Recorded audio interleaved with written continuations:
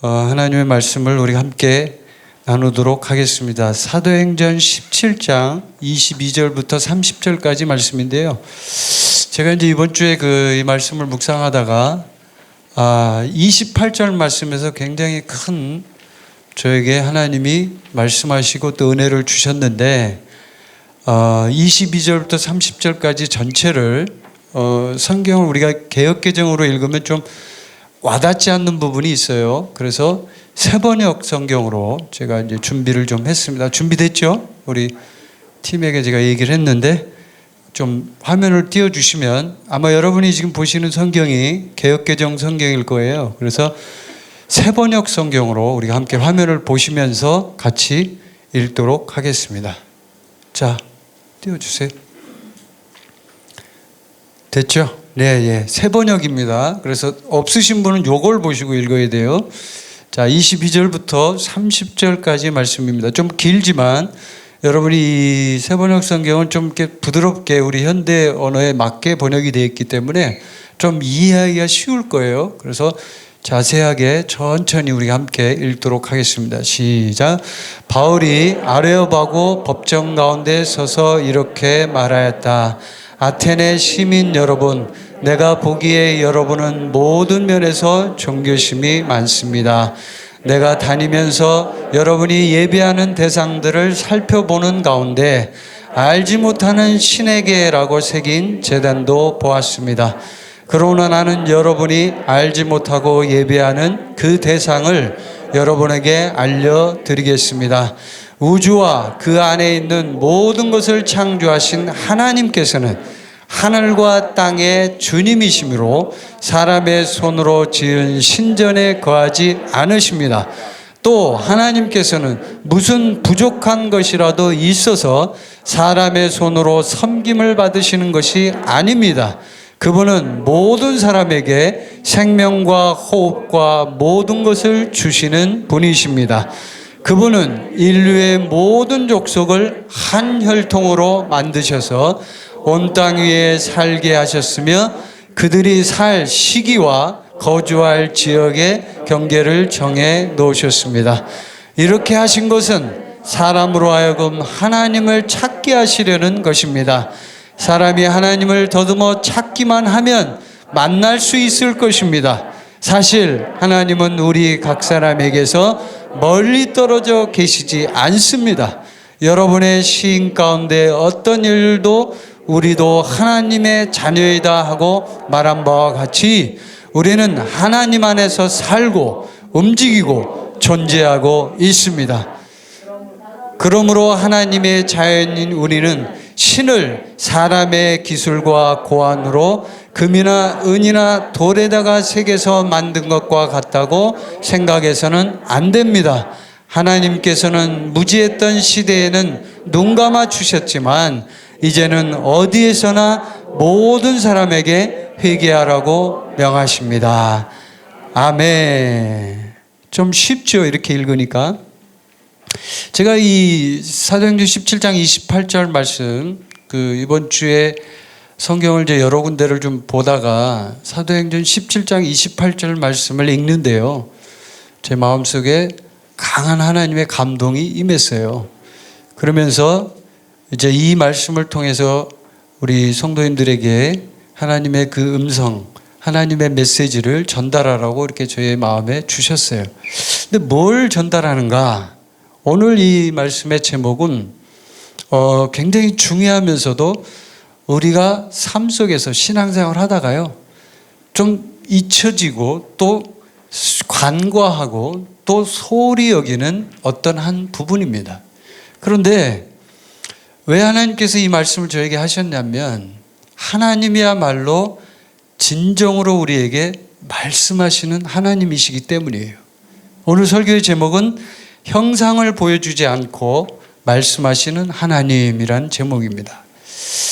하나님은 이 사도 바울이라는 정말 중요한 하나님의 사람을 선택하셨고 또 사도 바울을 통해서 오늘 이 본문 말씀에 있는 사건 이 부분을 성경에 기록하셨습니다.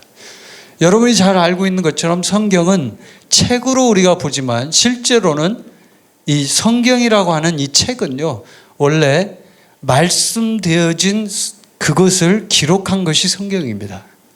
아시죠? 예. 잘 모르셨으면 오늘 배우시면 돼요.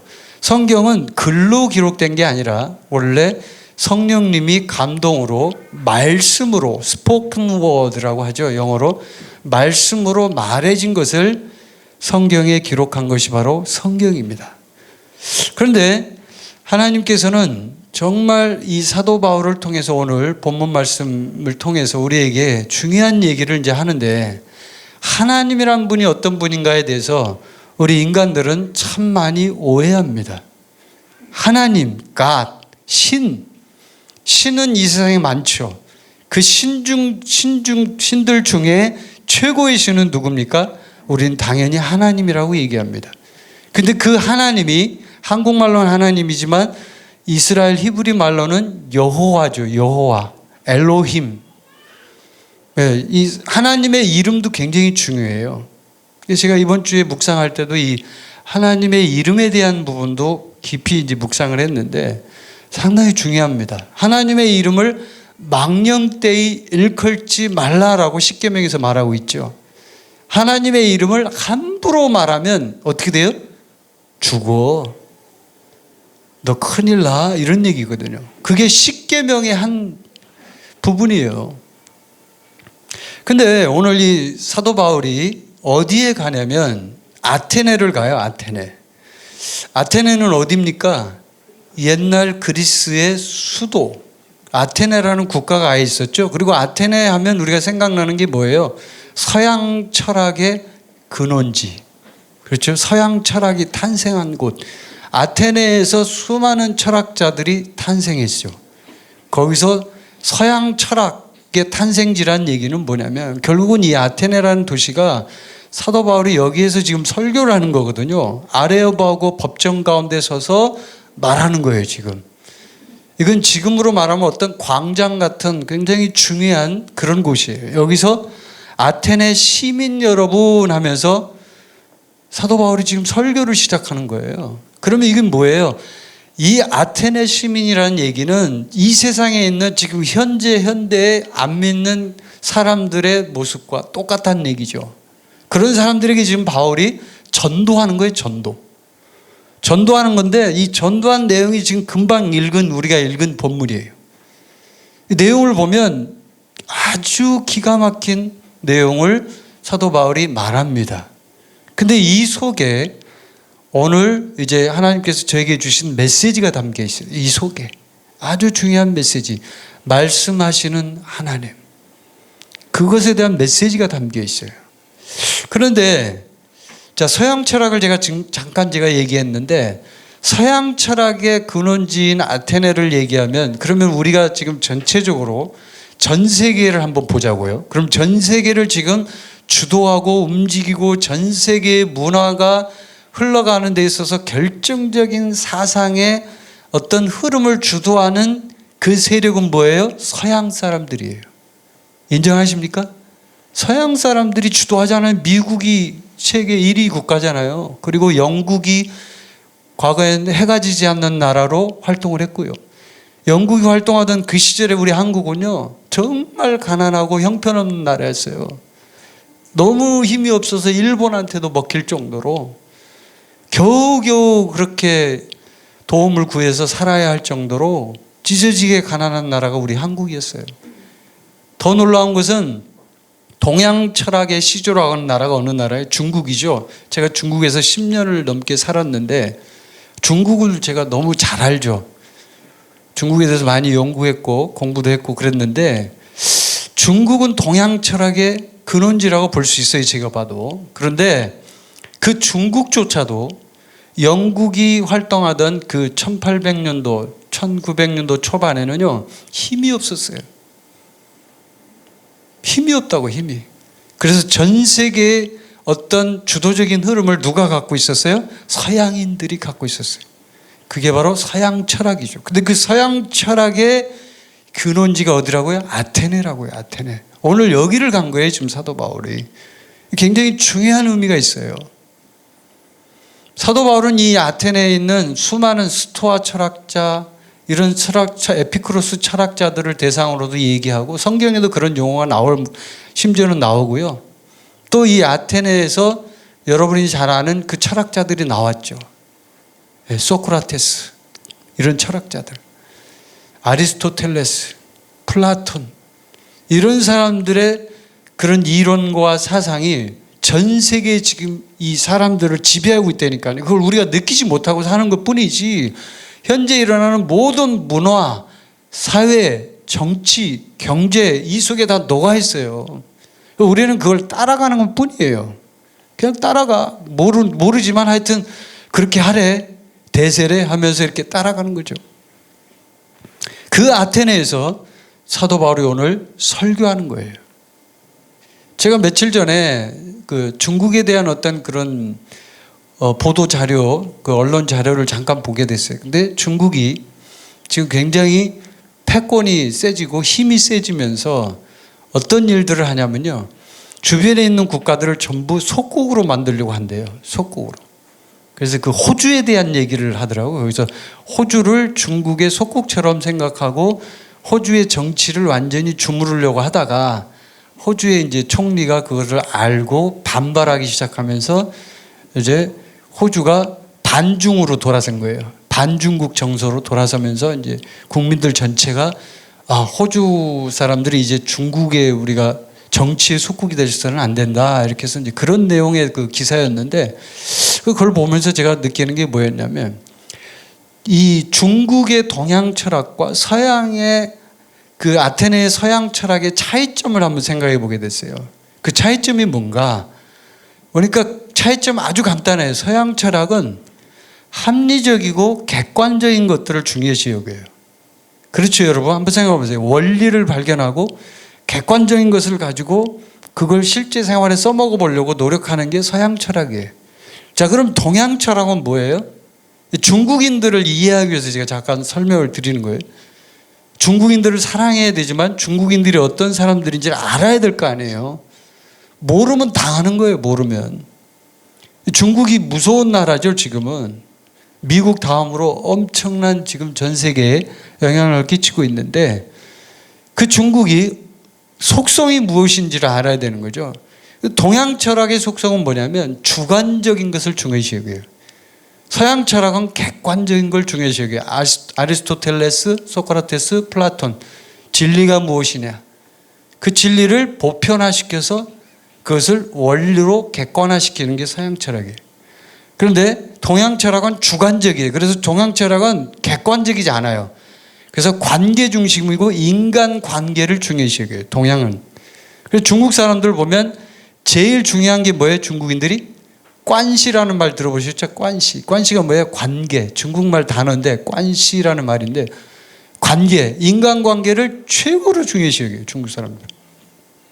그래서 인간관계 속에서 일어나는 모든 일들을 녹여서 만들어 놓은 게 바로 동양 철학에서 우리가 말하는 노노, 공자, 맹자 뭐 이런 거 있죠. 중용, 대학. 과거에 이제 서당을 다니신 분들은 그걸 공부를 했는데 그런 것들을 공부하는 거죠. 그래서 중국인들은요, 객관화시키는 것을 중요시 여기지 않고요, 항상 뒷구멍으로 무슨 일을 해요. 자, 보세요. 중국이 우리나라를 경제적으로 어렵게 할 때 어떻게 해요? 그 호주의 기사 나올 때도 제가 봤지만 비슷해요. 한국하고 호주가. 호주를 어떻게 공격을 하냐면요, 호주에서 그 랍스터를 수입을 많이 한대요, 중국이. 근데 그 랍스터 수입의 1등이 중국이래요. 인구가 많으니까 엄청나게 수입을 해서 먹는 거예요. 그러면 랍스터 장사하는 호주에 있는 그 사업하는 사람 어떻게 될까요? 그걸 만약에 중단을 해버리면 망하는 거죠. 그런 것들이 나오는 거예요, 그 기사에. 경제적으로 몰래. 근데 그것을 몰래 한다는 게 뭐냐면, 그냥 객관적으로 서양 사람들처럼 까놓고 나 너 싫어, 그러니까 나 너 수입 안 할 거야, 이렇게 하는 게 아니라 어떻게 하냐면, 그 랍스터에가 무슨 성분이 있다, 뭐가 문제가 있다라고 문제 제기를 먼저 한답니다.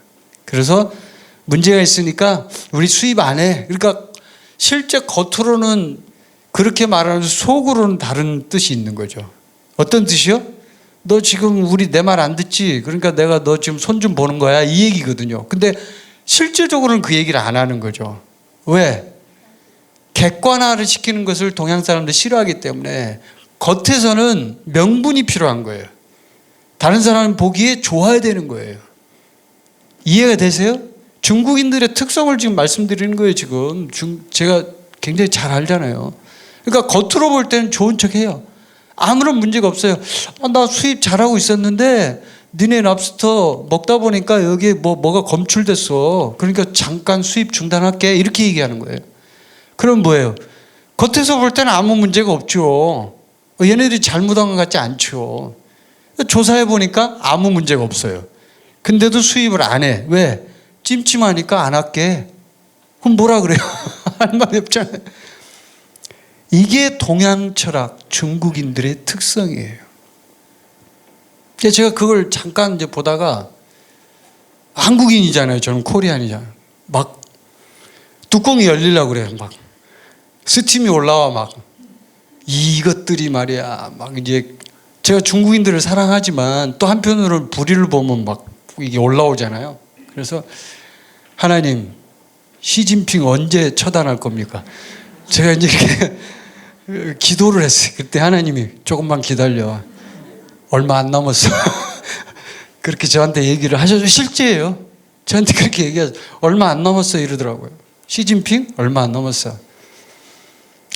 근데 이제 제가 왜 이 얘기를 하냐면 여러분 속을 시원하게 드리려고 그런 게 아니라 오늘 이제 이 사도 바울이 아테네를 갔잖아요.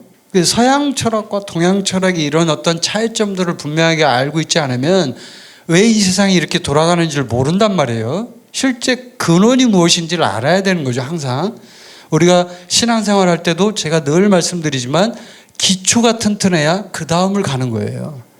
기초를 제대로 모르는데 그 다음을 어떻게 갑니까? 아멘이십니까?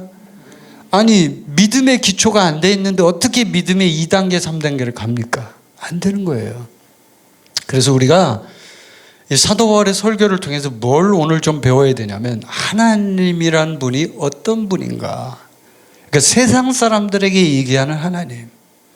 그 하나님을 좀 아주 정밀하게 살펴보려고 합니다. 자, 여러분 한번 본문 그 22절 말씀 거기에 보면 사도 바울이 뭐라고 얘기하냐면 아테네 시민 여러분 그러면서 내가 보기에 여러분은 모든 면에서 종교심이 많습니다. 이렇게 얘기해요. 종교심이 많다는 거예요. 이 종교심이 많다는 것은 뭐냐면 결국은 우리 인간 내면에 하나님이라는 어떤 신을 찾으러 가는 근본적인 그 욕구가 속에 있다는 거예요.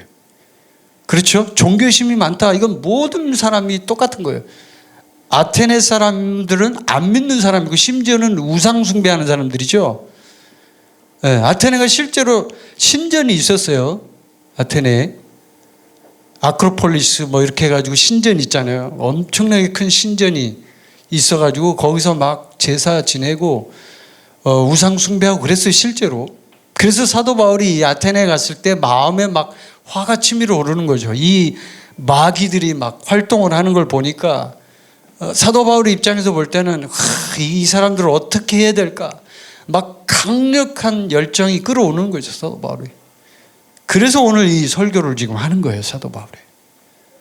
그래서 우리 인간에게는 누구나 종교심이 있다는 걸 생각해 보세요. 자, 그런 이제 전제를 깔고 23절을 보면 내가 다니면서 여러분이 예배하는 대상들을 살펴보는 가운데 이제 사람들이 막 뭘 하고 예배 드린다고 하고 뭘 하는 거예요.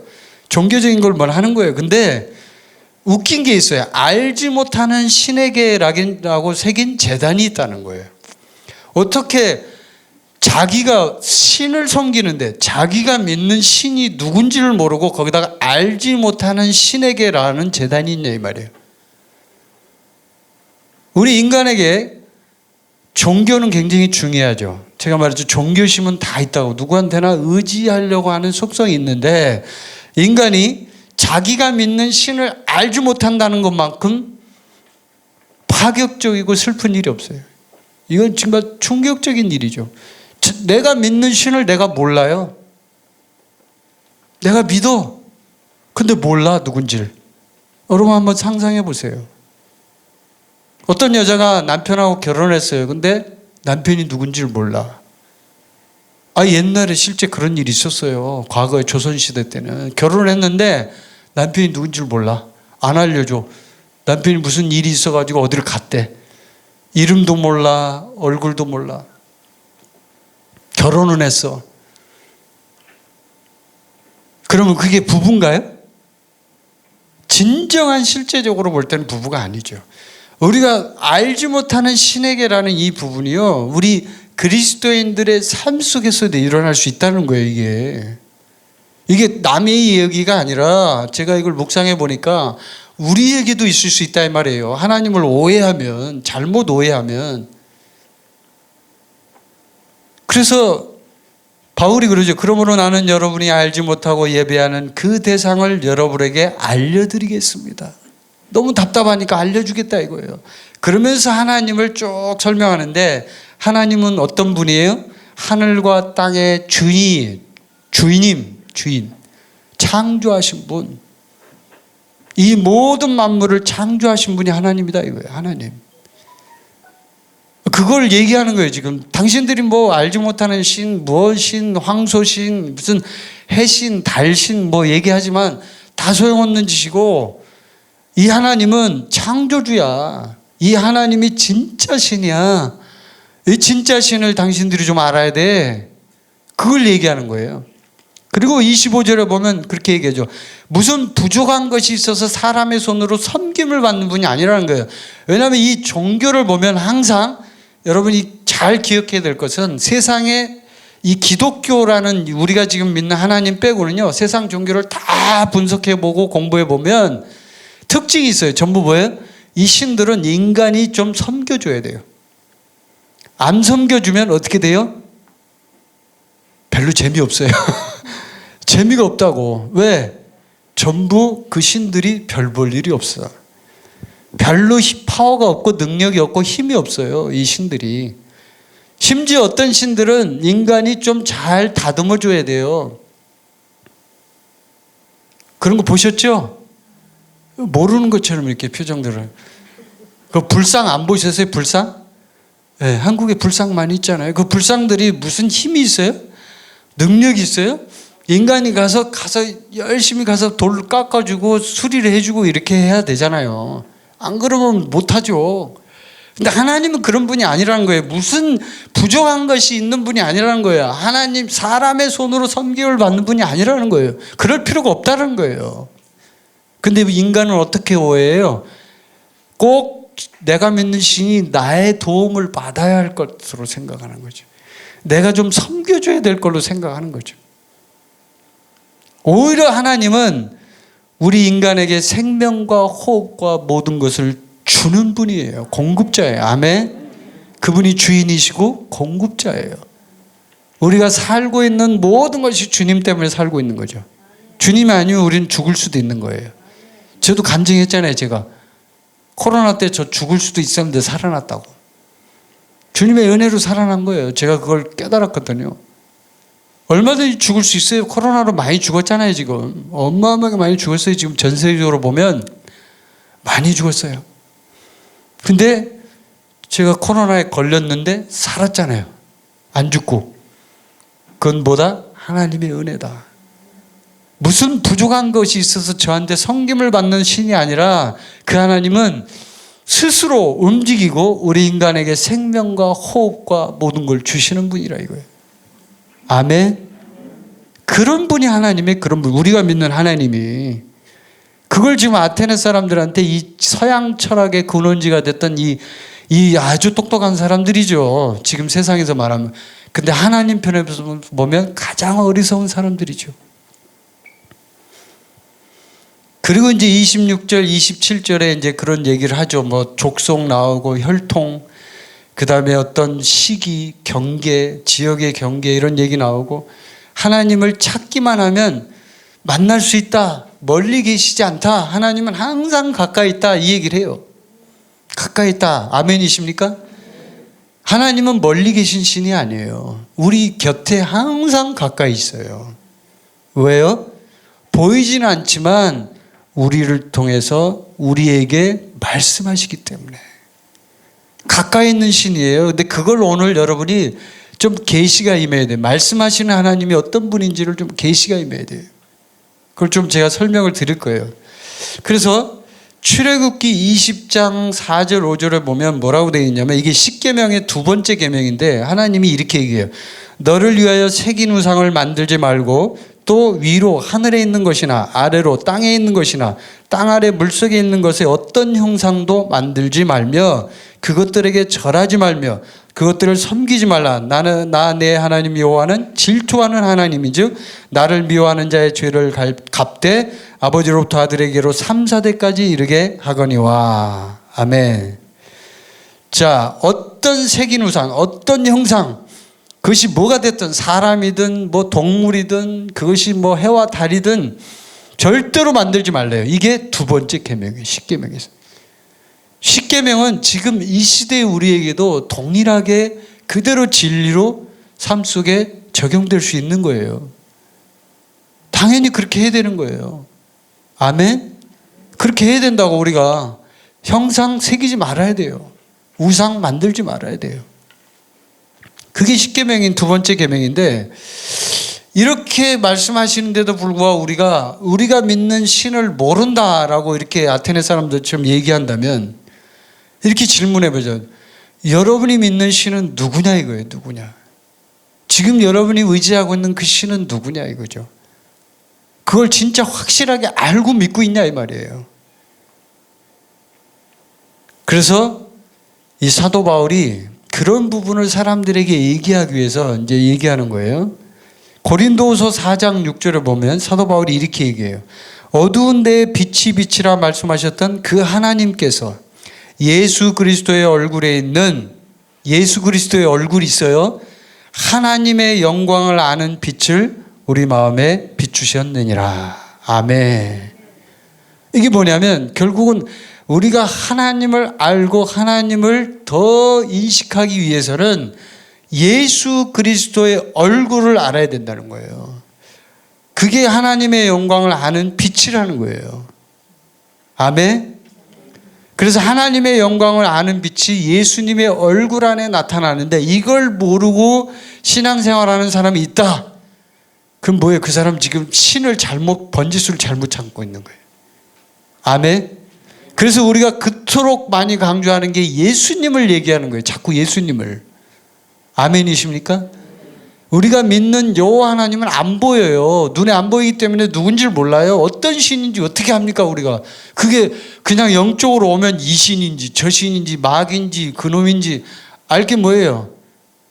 그냥 다가오면 모른단 말이에요. 그런데 그것을 확실하게 비춰줄 수 있는 하나님께서 형상을 만들지 말라고 했기 때문에 형상의 문제가 발생하기 때문에 그것을 해결하기 위해서 우리 신약 시대에 우리에게 주신 분명한 하나님의 영광의 빛, 그 얼굴이 뭐예요? 예수님의 얼굴이라는 거예요. 아멘. 그래서 예수님 믿으라고 하는 거예요. 예수님. 실체가 있으니까. 예수님은 2000년 전에 실제로 왔었던 존재했던 역사적인 인물이잖아요. 예수님. 그 예수님을 믿으라 이거예요. 그 예수님을 제대로 믿으면 네가 믿는 신을 누군지 안다 이거예요. 아테네 사람들처럼 그렇게 자기가 믿는 신이 누군지도 모르고 믿어. 야, 이건 지금 말도 안 돼. 인도에 가면요, 신이 뭐 2,000명에서 2,000에서 만? 뭐 이렇게 얘기하더라고요. 인도의 신이. 그럼 그 신을 알겠습니까? 모르죠. 누가 누군지를. 그러고 그냥 거기다 가서 비는 거예요. 가가지고 나 좀 도와줘. 누군지도 모르고 비는 거예요. 얼마나 어리석어요. 사도 바울에게 이 부분에 대해서 마음속에 막 울분이 일어나는 거죠. 도대체 알지도 못하고 무슨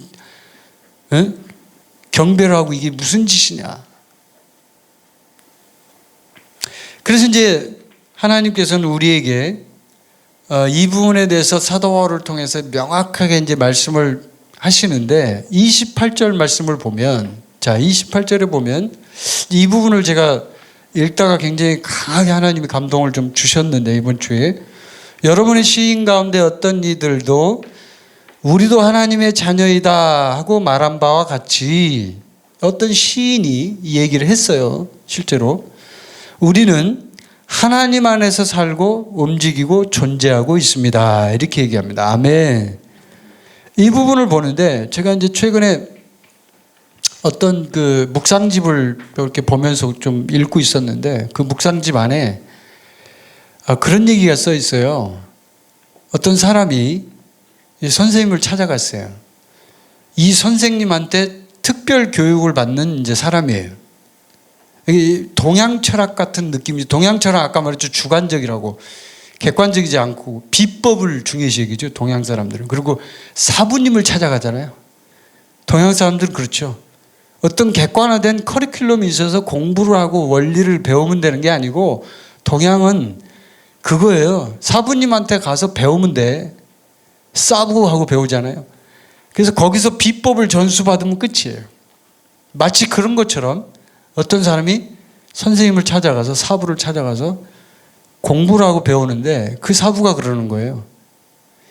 네가 네 자신의 이름을 부르면, 자 그거예요. 네 자신의 이름을 부르면 너는 네 자신의 이름을 부르는 것 같지만 그 이름 속에는 하나님의 이름이 포함되어 있어 라고 얘기하는 거예요. 이게 무슨 얘기냐, 무슨 뚱딴지 같은 이상한 얘기를 하냐, 그런 거예요. 이 학생이 선생님한테 질문한 거예요. 잘 모르겠다, 그걸 설명을 좀 해달라. 그러니까 이제 선생님이 얘기하는 거예요. 그것은 그거야. 네가 원래 세상에 존재하기 전에, 그 전에 이 태초에 만물을 만드신 분이 계셔서, 근데 그 만물을 만드신 분이 이름이 있어. 이름이, 그분의 이름은 뭐예요? I am, 나는 나이다. 세상에 이런 이름 가진 사람 있어요? 너 이름 뭐야? 그러니까 내가 은총이한테 이름 물어보니까 은총이가 저 이름이요? 나예요. 이렇게 얘기한 거랑 똑같은 거예요. 하나님의 이름은 I am이에요. I am, 나는 나이다. 그게 하나님의 이름이에요.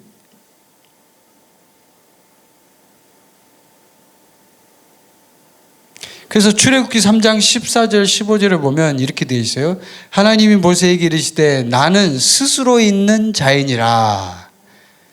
읽어보셨죠? 스스로 있다 이거예요. 또 이르시되 너는 이스라엘 자손에게 같이 이르기를 스스로 있는 자가 나를 너희에게 보내셨다 하라. 이름이 스스로 있대. 스스로. I am. 그런 이름이 어디 있어요? 근데 그 얘기를 하면서 이 선생님이 제자한테 얘기하는 거예요. 학생한테. 이 스스로 있는 자, 이 하나님이 너를 만들었어. 네가 존재하는 것은 그분을 통해서 존재하는 거야. 그렇기 때문에 너는 너의 이름을 부를 것이 아니라 그분의 이름을 불러야 돼. 너의 이름을 부르는 그 동시에 너는 그분의 이름을 부르게 되어 있어 라는 이상한 얘기를 하는 거예요. 신비로운 얘기죠.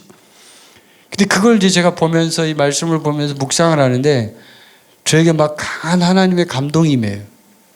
뭐냐면 우리는 하나님 안에서 살고 움직이고 존재한다 이 말이에요.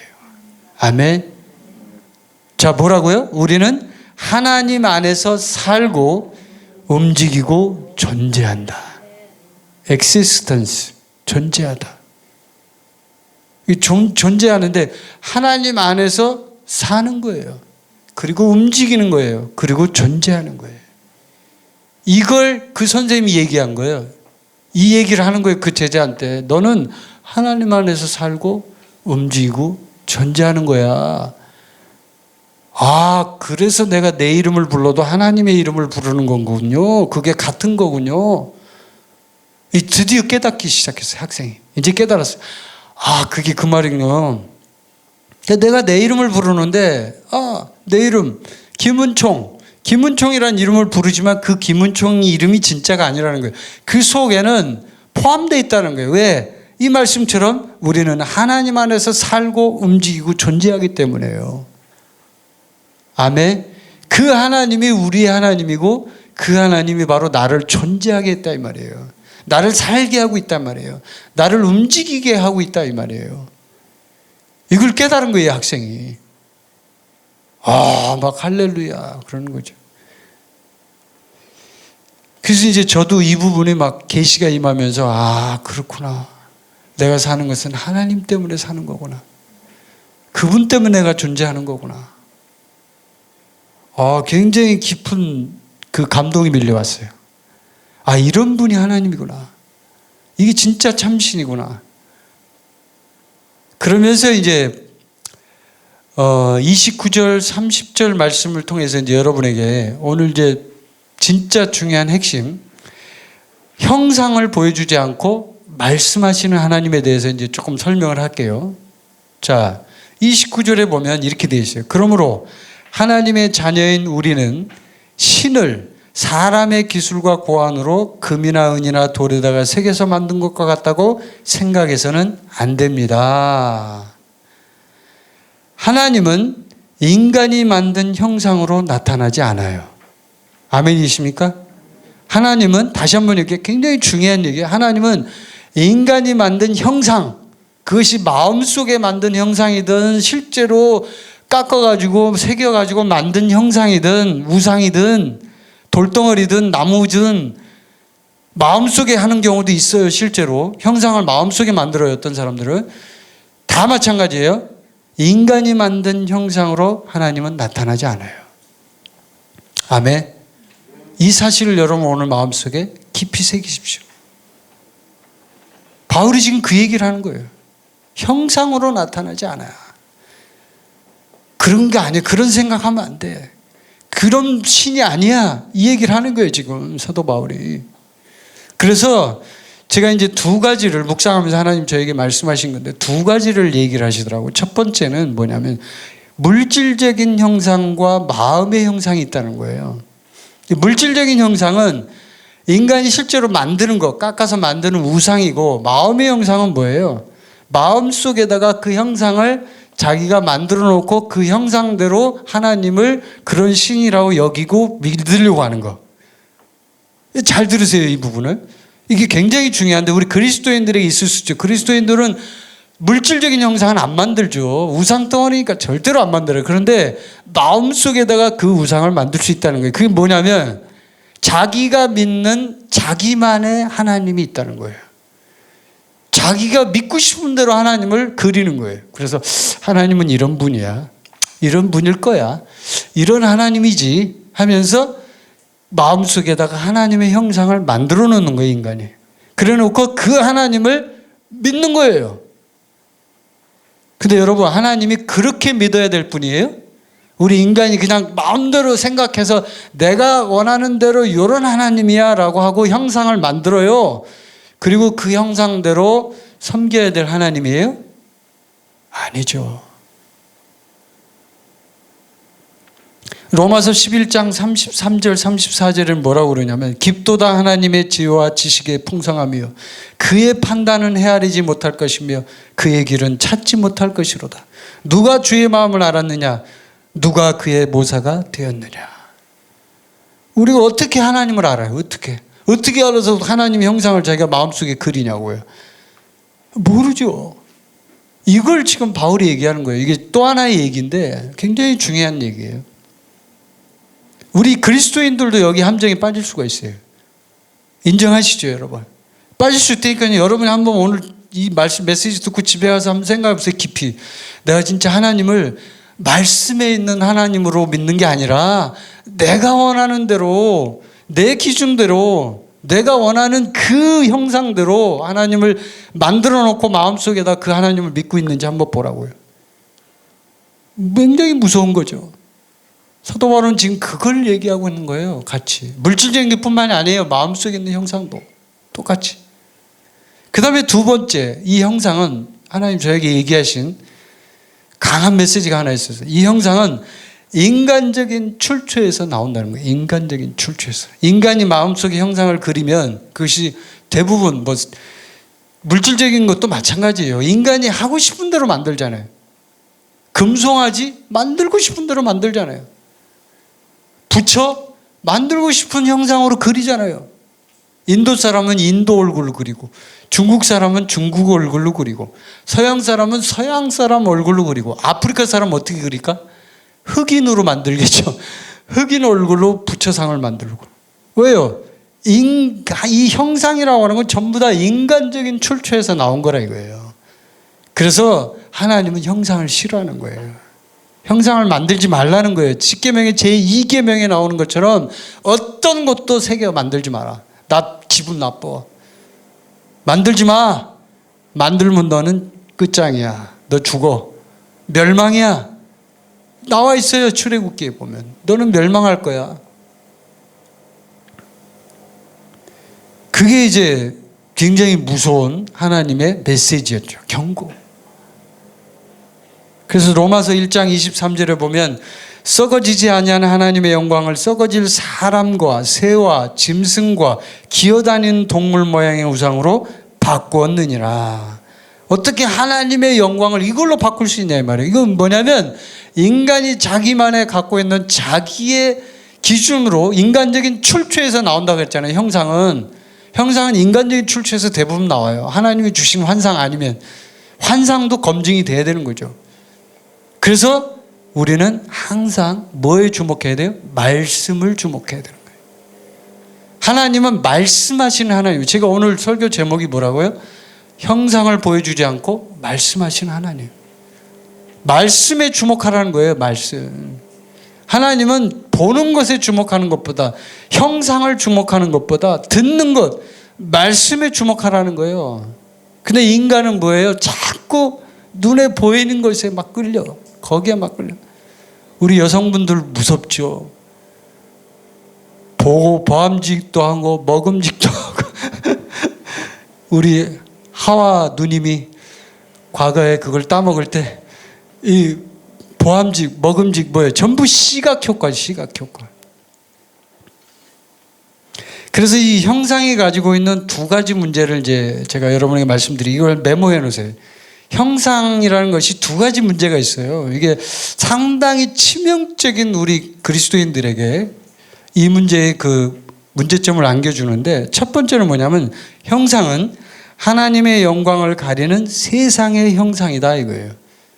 다시 한번 말씀드릴게요. 형상은 그게 어떤 형상이든 다 해당되는 거예요. 하나님이 싫어하는 거니까. 형상은 하나님의 영광을 가리는 세상의 형상이다 이거예요.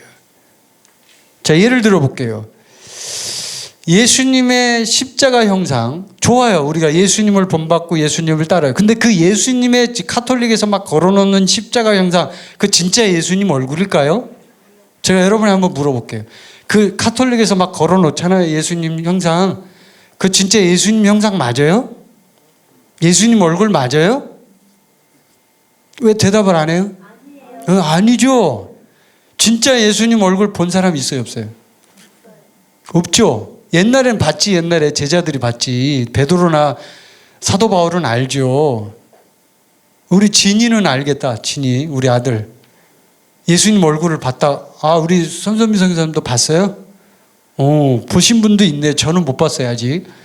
몰라요. 얼굴이 어떻게 생긴지. 김은총 얼굴인지 알 수가 없어. 달덩이 같은 얼굴인지 마른 얼굴인지 알 수가 없어요. 근데 그 형상을 거기다 걸어놓고 그 형상을 보면서 경배를 해요. 하나님이 기뻐하실까요? 제가 여러분에게 질문할게요. 지금 말씀으로 비춰서 봐야 돼요, 여러분. 실제적으로 말씀으로 보면 하나님이 기뻐할까요? 불쾌해하실까요? 불쾌해하신다는 거예요. 그게 예수님의 형상일지라도 형상이 얼마나 무서운지 아시겠죠? 첫 번째, 형상은 하나님의 영광을 가린다 이거예요. 세상의 형상이다 이거예요. 그래서 이사야 40장 18절에는 그런즉 너희가 하나님을 누구와 같다 하겠으며 무슨 형상을 그에게 비기겠느냐. 다시 한번 읽어드릴게요. 이사야 40장 18절. 그런즉 너희가 하나님을 누구와 같다 하겠으며 무슨 형상을 그에게 비기겠느냐. 하나님이 지금 불쾌해서 꾸짖는 거예요 지금. 뭘 형상을 만들어 놓고 거기다 하나님이라고 그렇게 하고 있냐. 두 번째, 형상이 가지고 있는 문제 두 번째. 형상은 하나님에 대한 왜곡된 개념을 우리에게 보여줘요. 이 형상이라는 게 왜곡된 개념을 보여준다고. 자, 예를 들어 보면 과거에 아론이 있었죠. 아론, 모세와 같이 아론이 이제 출애굽해가지고 막 할 때 그때 아론이 이스라엘 백성들하고 아주 실수한 게 하나 있어요. 금송아지를 만들었어요. 금송아지를 왜 만들었어요? 아니 모세가 안 내려와요. 그런데 예배는 드려야 되겠고 하나님은 안 보여. 하나님은 본 적이 없어요. 보면 죽으니까. 그러니까 하나님이란 분을 믿고는 있긴 있는데 이 사람들이 지금 했던 짓이 그런 짓이에요. 왜? 알지 못하는 신을 믿은 것과 같아요. 그래서 헷갈리기 시작한 거예요. 그러니까 자 그럼 우리가 좀 형상이라도 만들어서 좀 눈에 보이게 해서 좀 확실하게 좀 믿어보자. 자 그럼 우리 금송아지를 하나님이라고 치고 자 그러고 치고 자 금송아지 만들어보자. 만들었어요. 그리고 그 앞에서 어떻게 예배했어요? 예배하는 것도 가관이에요. 막 빨개 벗고 춤을 추고 난리가 났어요. 그 사람들은 지금 금송아지가 뭐예요? 하나님이라고 믿은 거예요. 두 번째 문제, 형상은 하나님에 대한 왜곡된 개념을 보여준다 이거예요. 우리한테. 왜곡시킨다 이거예요. 형상이. 무서운 거죠. 하나님이 금송아지예요 여러분? 아니잖아요. 만들으라고 안 했고 절대로 그러지 말라 그랬는데 왜 그걸 만들어 놓고 금송아지에다 절을 하고 빨개 벗고 춤을 추고 언제 그렇게 예배 드리라고 했냐고. 이제 모세가 내려오면 다 가르쳐 줄 건데 왜 네 마음대로 네가 생각해서 그렇게 하나님을 섬기냐 이 말이에요. 여러분 이게 굉장히 심각한 거예요. 우리 그리스도인들에게 있을 수 있다니까요. 아까 제가 점검해 보라고 했잖아요. 우리가 마음대로 하나님을 막 그려가지고 이런 하나님이라고 생각하고 그렇게 믿는다고요. 우리가. 하나님이 불쾌하신다고요. 하나님은 말씀대로 믿으라는 거예요. 말씀대로. 아멘. 아멘 하시죠 이거는. 말씀대로 믿으라는 거예요. 말씀하시는 하나님이라는 거예요. 말씀하시는 하나님. 근데 왜 형상을 주목하냐 이거예요. 형상은 왜곡된 개념을 보여준다 이거예요. 형상은 세상적인 거예요. 그 자체가. 형상 자체가. 하나님의 영광을 가리는 거예요. 그래서 마지막으로 이제 여러분에게 결론을 내릴게요. 이 형상에 대한 문제가 얼마나 심각한지를 이제 느끼셨죠? 예를 들어서 보니까. 자, 하나님은 우리에게 형상을 보여주지 않고 말씀하시는 하나님이다. 말씀하시는 아멘. 자, 신명기 4장에 보면 15절에 이런 말씀이 있어요. 여호와께서 호렙산 불길 중에서 너희에게 말씀하시던 날에 너희가 어떤 형상도 보지 못하였은즉 너희는 깊이 삼가라. 이런 말씀이 있어요. 그러니까 여호와께서 호렙산 불길 중에 하나님이 뭐라고 그래요? 말씀하시던 날에. 아멘. 말씀하시던 날에 보여준 게 아니에요. 하나님은 우리 인간에게 본인의 형상을 보여주려고 하지 않았어요. 말씀으로 나타나기를 원하셨어요. 왜 그런지 몰라요. 그러나 하나님은 그런 특성을 갖고 있어요. 말씀으로 우리에게 말하고 싶어 하시고 말씀으로 본인을 나타내고 싶어 하셔요. 말씀하시던 날에 너희가 어떤 형상도 보지 못하였다. 그러므로 조심해. 형상 만들지 마. 마음속이든 물질적이든 만들지 마. 그게 바로 말씀하신 하나님이에요. 아멘. 그리고 이 신명기 4장 전체를 여러분이 한번 읽어보세요. 읽어보면 정말 모세가 했던 이 이야기가 적나라하게 이제 나오는데 33절에 보면 이런 말씀이 있어요. 어떤 국민이 불 가운데서 말씀하시는 하나님의 음성을 너처럼 듣고 생존하였느냐. 이스라엘 민족이 얘기하는 거예요. 어떤 사람들이, 어떤 민족이 불 가운데서 말씀하시는 하나님은 말씀하시는 하나님이에요. 아멘. 말씀하시는 하나님. 형상으로 보여주는 하나님이 아니고 말씀하시는 하나님이라고요. 그래서 우리가 항상 이 부분에서 오늘 이제 이 기초적인 그 말씀이에요. 근데 이걸 우리가 놓치고 있기 때문에 하나님 메시지를 던지는 거예요. 여러분의 마음속에. 여러분 마음에도 그런 잘못된 신앙관이 있을 수 있죠. 어떤 형상을 막 추구하고. 하나님은 보여진 신이 아니에요. 하나님은 말씀하신 하나님. 여기 이스라엘 백성에게 모세에게 계속 얘기하는 거예요. 나는 말씀하시는 하나님이다. 그래서 36절에 이렇게 얘기해요. 여호와께서 너를 교훈하시려고 하늘에서부터 그의 음성을 내게 듣게 하시며 땅에서는 그의 큰 불을 내게 보이시고 내가 불 가운데서 나오는 그의 말씀을 듣게 하셨느니라. 아멘. 말씀을 듣게 한다 이거예요. 근데 인간은 보려고 하죠. 어떤 형상을 자꾸 보고 그걸 막 숭배를 하려고 하죠. 하나님은 세상의 신의 개념과 완전히 반대. 말씀으로 나타나는 거예요. 아멘? 예. 우리 한번 선포해 봅시다. 하나님은 말씀하시는 하나님이시다.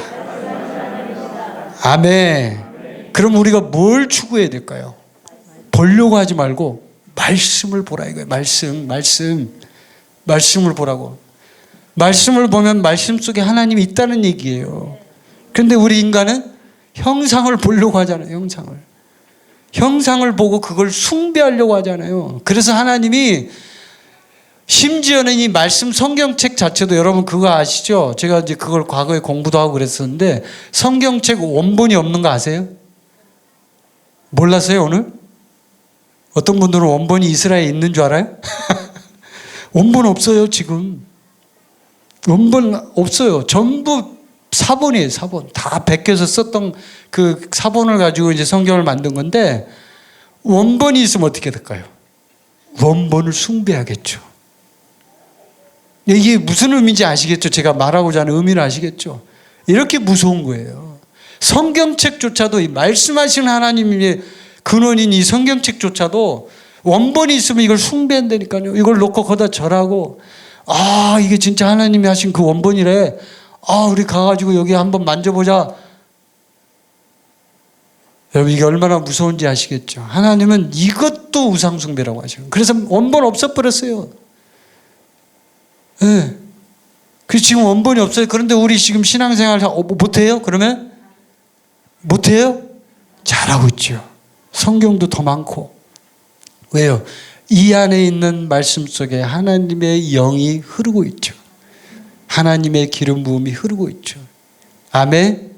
그래서 요한복음 1장 1절에서는 태초에 말씀이 계시니라. 이 말씀이 하나님과 함께 계셨으니 이 말씀은 곧 하나님이시니라. 여러분이 잘 아는 말씀이죠. 오늘 여러분의 마음속에 굉장히 중요한 메시지가 던져졌을 거예요. 아, 형상이라는 게 이렇게 무서운 거구나. 하나님이 여러분에게 지금 경종을 울리는 거예요. 너의 마음속에 네가 스스로 만든 형상 있지 않니? 그거 없애. 그거 아니야. 그건 내가 아주 불쾌한 거야. 그건 네가 저주받을 짓 하는 거야. 네가 축복을 다 차버리는 짓이야 라고 말하는 거예요. 하나님. 그래서 하나님께서 30절 말씀 이렇게 얘기해줘. 하나님께서는 무지했던 시대에는 눈 감아 주셨지만 눈 감아 줬어요. 몰랐으니까. 근데 이제는 어디에서나 모든 사람에게 뭐라고 얘기합니까? 회개하라고 명하십니다. 아멘. 여러분 회개하십시오. 여러분 마음속에 하나님의 말씀과 대립되는 어떤 형상이 있다면 그건 지금 잘못된 거예요. 말씀하고 대립되는 건 모든 게 하나님과 반대되는 거예요. 대립되는 거예요. 왜? 하나님은 말씀하시는 하나님이니까. 형상을 보여주지 않았어요. 하나님. 형상을 만드는 것도 싫어했고 본인의 얼굴 보여주지 않았어요. 왜? 말씀으로 충분해. 너네들. 충분해 그거면. 말씀을 봐. 그러면 내가 여기에 나타날 거야. 아멘. 그래서 그렇게 얘기하죠. 우리에게 회개하라고. 너의 마음속에 있는 우상이 무엇인지, 그것이 형상이라면 그 형상도 우상이 되는 것이고, 그것이 예수님이라고 포장해서 막 그렇게 할지언정 만약에 그것이 진짜 실체가 아니라면 그것도 우상이죠. 그걸 우리에게 말씀하고 계십니다. 여러분, 여러분의 마음속에 저와 여러분이 마찬가지예요. 지금 하나님이 아닌, 말씀하시는 하나님이 아닌 그 어떤 다른 형상이 있습니까? 그렇다면 여러분은 회개하셔야 합니다. 왜? 하나님이 싫어하시니까요. 십계명의 두 번째 계명에 나오는 것처럼 하나님은 매우 불쾌하십니다. 그리고 그것은 우리의 주인 되신 하나님을 모르는, 말씀하시는 하나님을 모르는 정말 어리석은 사람의 모습일 것입니다. 그러므로 제가 여러분에게 간곡하게 말씀드립니다. 오늘 여러분이 이제 집에 돌아가셔서 점검해 보세요. 각자가 다 있을 거예요. 아마 마음속에 어떤 형상이 있을 거예요. 그 하나님을 내가 원하는 수준으로 해서 내가 그림을 그려놓고 그렇게 믿는 하나님이 있었을 거예요. 여러분, 그거 하나님이 싫어하십니다. 하나님은 말씀에 있는 그대로로 보여지길 원해요. 아멘. 하나님은 나 스스로 있다 이거래요. 그리고 너네들은 나를 통해서 살고 움직이고 그렇게 호흡을 하는 거예요. 아멘. 존재하는 거예요. 근데 왜 네가 스스로 그걸 하냐 이거예요. 그 문화적이라고 포장하지 마세요. 문화? 이건 동양 문화, 서양 문화, 뭐 한국 문화, 일본 문화, 미국 문화 이러기 때문에 다른 거 아닙니까? 아니에요. 하나님은 그런 문화로 인해서 이렇게 구속을 받는 신이 아니죠. 하나님은 문화를 초월하시고 말씀 속에서 그대로 우리에게 말씀하시는 신이에요. 아멘. 그러니까 말씀 그대로 믿으라는 거예요. 그래서 유대인들이 철저하잖아요. 유대인들은 형상 안 만들어요. 어릴 때부터 뭘 가르쳐요? 토라, 모세오경을 가르치잖아요. 모세오경을 그대로 애들한테 암송시키고, 그게 바로 쉐마라는 교육이거든요. 쉐마. 말씀 중심의 교육. 유대인들에게 남은 건 말씀밖에 없어요. 여러분 아세요? 유대인들의 그 엄청난 몇천 년의 역사 동안 남겨진 건 말씀밖에 없어요. 다른 건 다 뺏어갔어요. 하나님이 남겨놓지는 않아요. 없애버려요. 싹 다 그냥 남겨놓지는 않는다. 심지어는 다윗의 무덤조차도 없어져 버려요. 제가 이스라엘 갔을 때 보니까 그 다윗의 무덤이라고 그걸 가봤거든요. 보니까 그거 가짜라고 합디다.